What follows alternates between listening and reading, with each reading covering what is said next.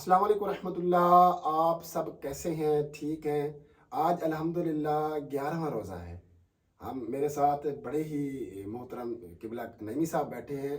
آج جو ہمارا ٹاپک ہے وہ یہ ہے کہ حضور علیہ الصلوۃ والسلام سحری اور افطاری میں کیا تناول فرمایا کرتے تھے۔ اگر ہم اپنے آپ کو دیکھیں قبلہ، افطاری کے ٹائم بازار، افطاری کے ٹائم ہوٹل، افطاری کے ٹائم جو ہے نا یہ ریسٹورنٹ بھرے پڑے ہوتے ہیں، لوگوں کا ہجوم ہوتا ہے، رش ہوتا ہے، پیٹ بھر کر کھانا کھا رہے ہوتے ہیں، نہ پھر نماز میں وہ خضوع ہمیں ملتی ہے، نہ پھر وہ کہیں عبادت میں سکون ہمیں ملتا ہے، نہ کچھ۔ تو ہم یہ سننا چاہیں گے کہ حضور علیہ الصلوۃ والسلام سحری میں اور افطاری میں کیا تناول فرمایا کرتے تھے۔ بہت شکریہ آپ صاحب۔ دیکھیں، جو رمضان المبارک کے روزے ہمارے اوپر فرض کیے گئے نا، اس کی حکمت کیا ہے۔ سب سے پہلے تو یہ دیکھیں نا کہ روزے فرض کرنے کی حکمت کیا ہے۔ پورے 11 مہینے ہم کھاتے رہتے ہیں۔ یہ رمضان کے ایک مہینہ جو ہمیں اللہ تعالیٰ نے دیا ہے، وہ تھوڑا سا تاکہ ہم اپنی طبیعت کے اندر وہ معتدل پن جو ہے وہ آ جائے، اس وجہ سے روزے ہمارے اوپر فرض کیے۔ اور سائنس بھی یہ کہتی ہے کہ جو بندہ، ایک سائنسدان جو تھا، اس نے سرچ کی، اس نے کہا کہ جو بندہ تقریباً 25 دن تک دن کے 10 گھنٹے 25 دن تک دن کے 10 گھنٹے کھانے پینے سے وہ اپنے آپ کو دور رکھے، بالکل کچھ بھی نہ کھائے پیے، تو اس کے اندر یہ جو سب سے خطرناک کینسر کی بیماری ہے نا، وہ کہتا ہے اس کے بھی چانس 50% کم ہو جاتے ہیں۔ تو یہ کھانا پینا، یعنی یہ جو ہم ہر وقت کھاتے رہتے نا، اس کی وجہ سے آج ہماری طبیعت جو ہے وہ خراب ہوتی ہے، اور مختلف بیماریاں جو لگ گئی ہیں وہ اصل میں اسی وجہ سے لگی ہیں۔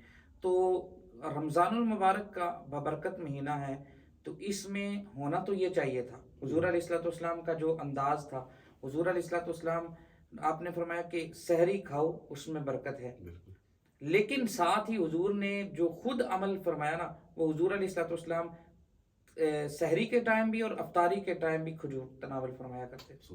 اب کھجور سے ہوتا کیا ہے، طاقت آپ کو مل جاتی ہے، لیکن آپ جسمانی طور پر موٹاپا نہیں آتا، اور یعنی پیٹ بھر نہیں جاتا، فریش رہتے ہیں۔ ہاں، بندہ طاقت آ جاتی ہے، یعنی پورا دن جو ہے وہ طاقت انسان کو رہتی ہے، تو لیکن جو ہے وہ یعنی بوجھ نہیں بنتا جسم کے اوپر۔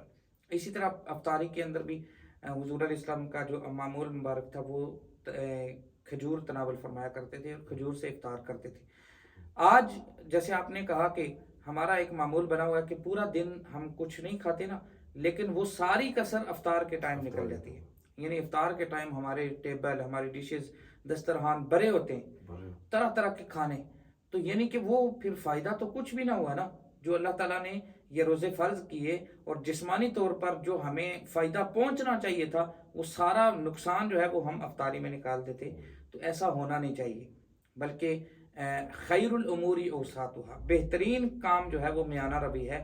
تو میانہ روی کے ساتھ افطار کے اندر ضرور سارا دن بھوک پیاس ہوتی ہے، لیکن اس کا ہرگز یہ مطلب نہیں ہوتا کہ وہ ایک دم جو ہے وہ بندہ ٹوٹ پڑے۔